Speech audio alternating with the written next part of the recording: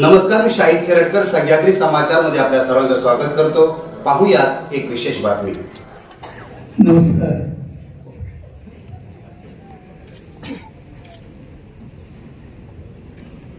एक मोठा आनंदाचा दिवस आहे। मी शब्दात वर्णन करणं सुद्धा मला कठीण होत आहे, कारण सुरुवात जेव्हा झाली तेव्हा एका लाईनीत मिळालेले मला हे चौथा पुरस्कार आहे।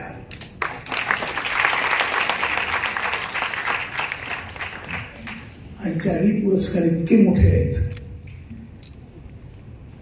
मी त्याचं शब्दात वर्णन करू नाही इच्छित आणि करूही शकणार नाही। पुरस्कार मिळाले, मिळतायत, मिळत राहत आहेत, पण कुठून मिळतात, कोणाच्या हस्ते मिळतात, कुठल्या संस्थेतर्फे मिळतात, हे शेवटी महत्वाचं राहतं। पहिला पुरस्कार मिळाला तो महाराष्ट्र शासनातर्फे, महाराष्ट्र भूषण।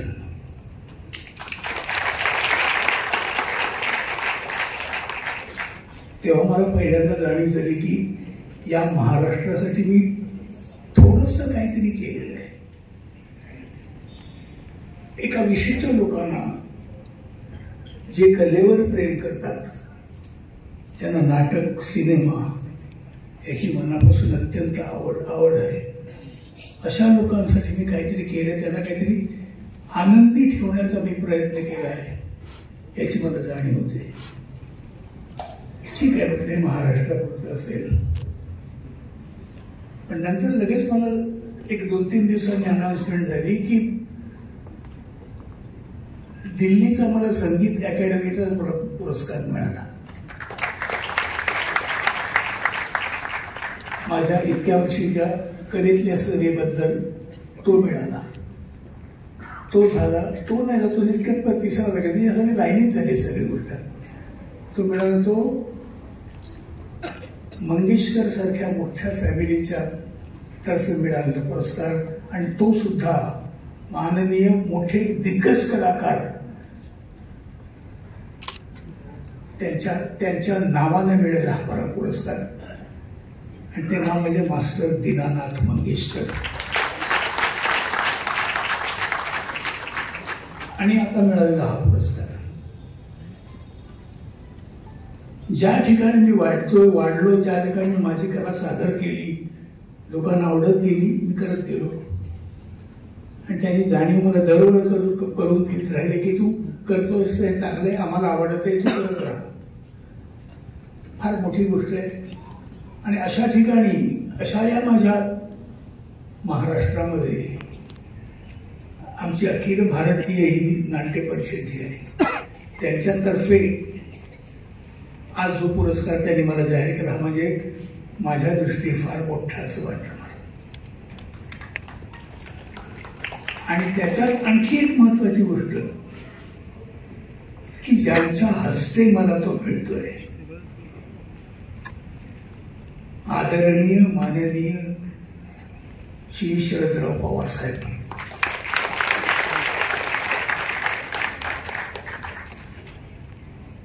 माझ्या दृष्टीने फार मोठा माणूस आहे, फारच मोठे। आदरणीय म्हणणं उगाच नाही लागत कोणाला, आणि मी त्याबद्दल अगदी फारच पर्टिक्युलर आहे की खरोखरच ते आदरणीय आहेत। मला अत्यंत आवडता माणूस, माझे आवडते अत्यंत नेते, कुणासाठीही काम करायला सदैव तयार असलेले। माझं काम त्यांनी, एक काम होतं माझं, ते त्यांनी 3 मिनिटात केलं।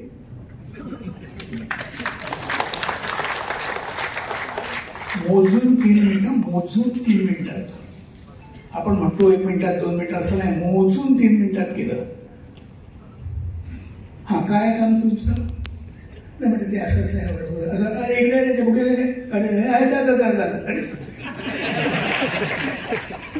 नाही म्हटलं, मी चाललोय जरा, तुम्ही पुढचं काय बोलायचं असेल तर माझा भाऊ आहे त्याच्याबरोबर बोलायचं काय, झालं ते झालं.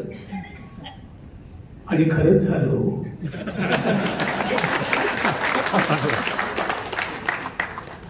नाहीतर असं होतं की तेवढं झालं तर तुमचं काम असं म्हणून काम व्हायला बरेच वर्ष उरतात, होतच नाही काम.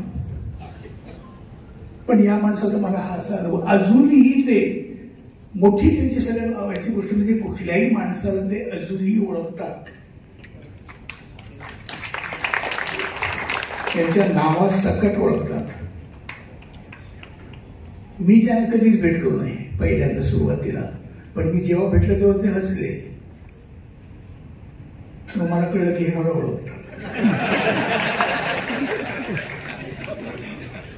परत दुसऱ्या ठिकाणी एकदम भेटले मला, ते गर्दी होती चिकार. ते गर्दीत कसं त्यांच्यासमोर गेलो ते परत माझ्याकडे म्हणून हसले. अरे वा, म्हणजे निदान आपण कोण असा त्यांच्या चेहऱ्यावर आविर्भाव होता. माझ्या दृष्टीने अत्यंत प्लस पॉइंट असं मी म्हणून मला अतिशय आवडलेलं आहे. असं माणसांना लक्षात ठेवून त्याच्यासाठी सदैव काम करणाऱ्या माणसाच्या हातून ज्यांनी या महाराष्ट्रामध्ये या देशामध्ये बरंच काम करून ठेवलेले आहे अशा माणसाच्या हस्ते मला आज मिळतोय, हा मला अतिशय आनंदाची गोष्ट अशी मला वाटतं.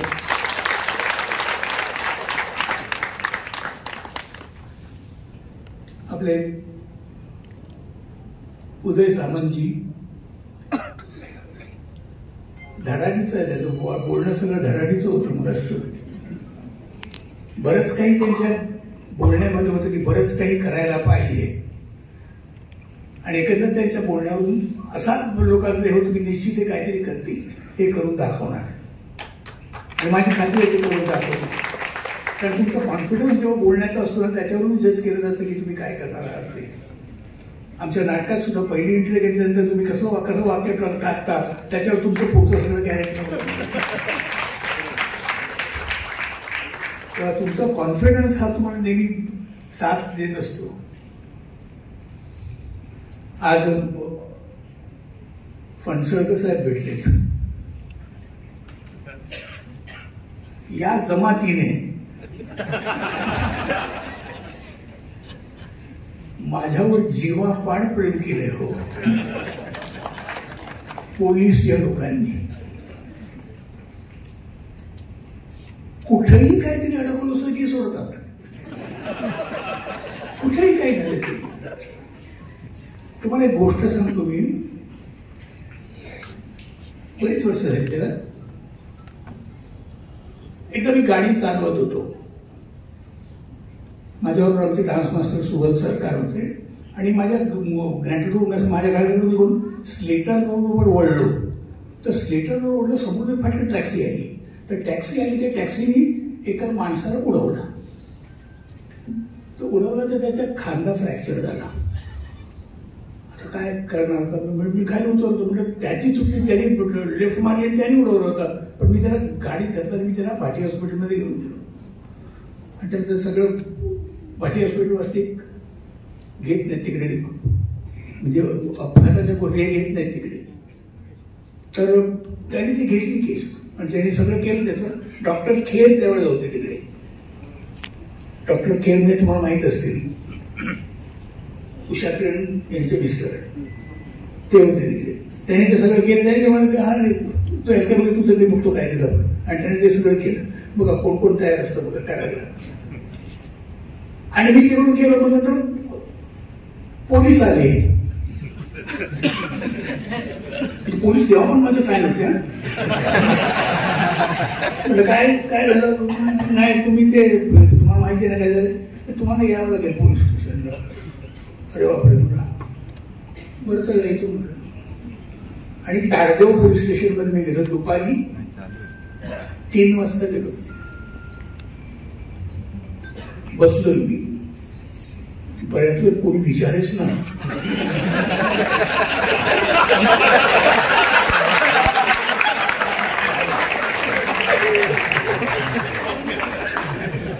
येत आहेत, बघतायत, जात आहेत.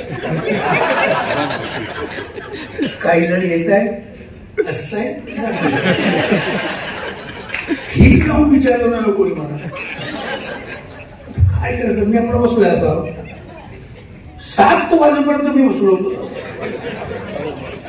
मला कुणीही विचारलं नाही तुमचं काय झालंय तर काही नाही. तेवढं एक सब इन्स्पेक्टर होते तिकडेच राहणारे, त्याच्यात राहत होते पोलीस स्टेशन. ते आले म्हणाले अशोक रिक्वेस्ट म्हटलं काय, माझ्या मुलाचा आज वाढदिवस आहे.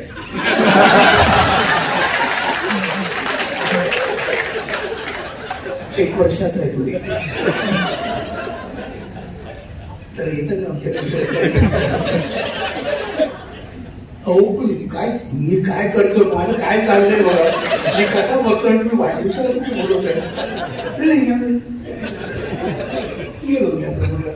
वाढदिवस केला मी तिकडे पेढा गोड पीठ खाल्लं सगळं. आता तरी फास्ट होईल. परत येऊन मी बसतो खुर्चीवर, मी आणि माझ्याबरोबर सुभाष सरकारचे म्हणून ते काय करावं काय करणार. इतक्या जवळजवळ 9-10 वाजले असते. पोलीसचे जे मुख्य होते तिकडचे ते ड्युटीवर कुठे बाहेर गेले होते. कोणतरी येणार होतं त्यावेळेला, मुंबईमध्ये कोणतरी बाहेरून येणार होते, कुठली मोठी व्यक्ती येणार होती, त्यासाठी बंदोबस्त ते गेले होते. ते आले आतमध्ये. तर तुम्हाला सांगतो जे पोलीस स्टेशन आहे त्याला लागूनच ताडदेवची झोपडपट्टी आहे. असं पाठीपाठीचा डोंगर ओढणी पाठ सगळी झोपडपट्टी आहे. आणि तुम्हाला आश्चर्य वाटेल जवळजवळ 3000 लोक पोलीस स्टेशन मध्ये आले होते. कशाला?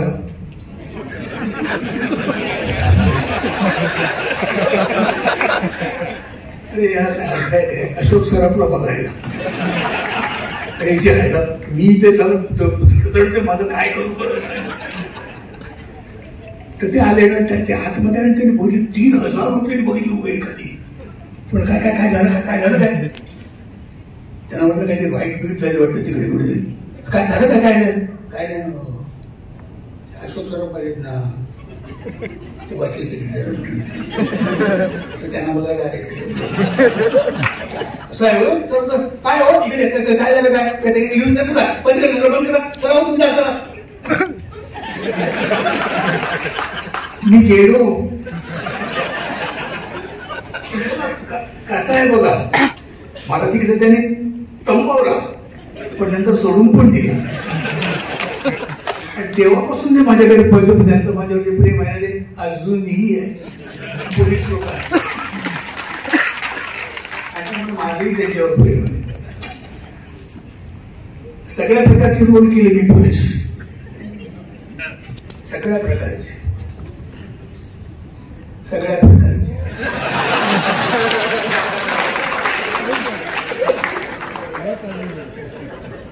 काही करत असतील ते,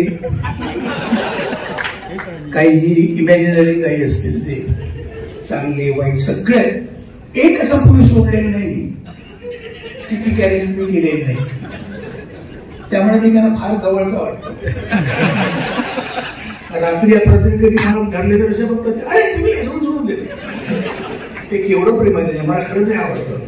आणि त्यासाठी काय झालं माहिती त्यामुळे नकळ मला धसका बसलाय. मी काहीच करू शकत नाही.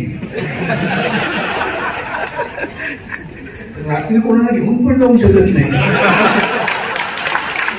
म्हणजे ओळखीचं कोणाचं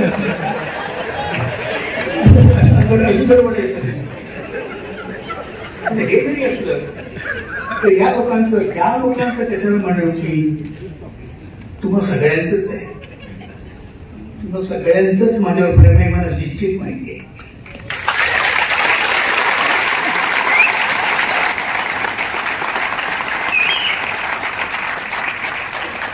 त्यामुळे मला हे अवॉर्ड्स मिळाल्यानंतर धडाधड ते मला ते याचे कौतुकाचं जे आहे ते आले नसते. फार कमी लोकांच्या नशिबी असं यश मिळतं. असं काय नाटक करणं नाही इतकं सोपं नाहीये. सिनेमा करणं फार कठीण गोष्ट आहे ती. बरं बरेच जणांना वाटतं ते फार इझी आहे, म्हणून तसं नाही आहे. ते मिळवणं फार कठीण आहे. तिने आता म्हटलं होतं मी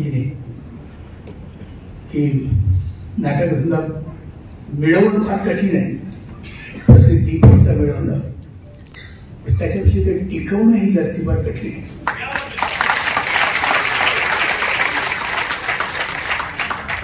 आज तुम्ही असल्यानंतर तुम्ही पुढे एखादा केला तर तुम्ही असाल किंवा नसाल हे कोणीच सांगू शकत नाही. पण जेव्हा तुम्ही आज असाल तेव्हा पुढे तुम्ही कसे असू शकाल याचा विचार तुम्ही त्यावेळेला केला तर तुम्ही राहू शकाल. माझ्या आयुष्यात मी फक्त तेवढाच विचार केला की मला आता जे मी करतोय हे मी आता केलं, पण समजा याच्यापेक्षा काही वेगळं करता आलं तर, त्याच्यानंतर परत दुसरं हे याच्यापेक्षा काही वेगळं करता आलं तर, असं मी वेगळं करत करत करत राहिलो. आणि सगळ्यात आवडीची गोष्ट, माझ्या मजेची गोष्ट म्हणजे हे सगळं तुम्हाला आवडलं.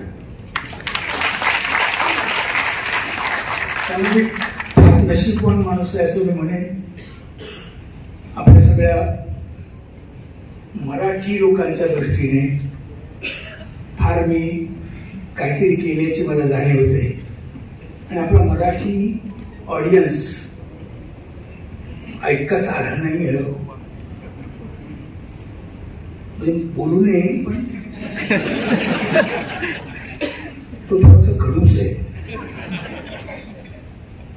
तुम्ही कसे दिसताय त्याला नाही कळतो, महत्व नाही त्याचं. तुम्ही काय करताय बोला.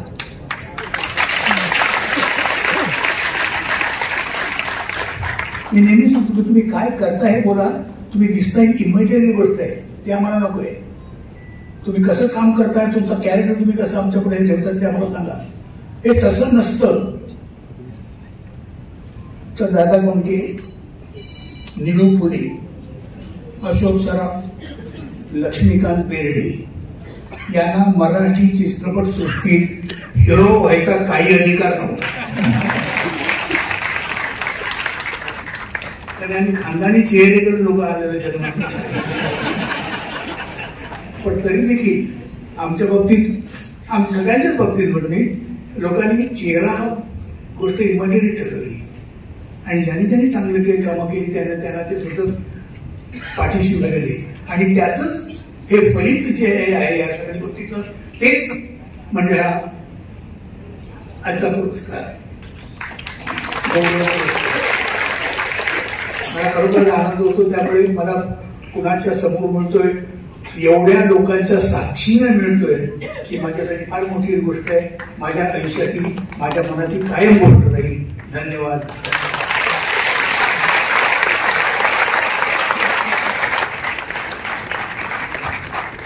धन्यवाद.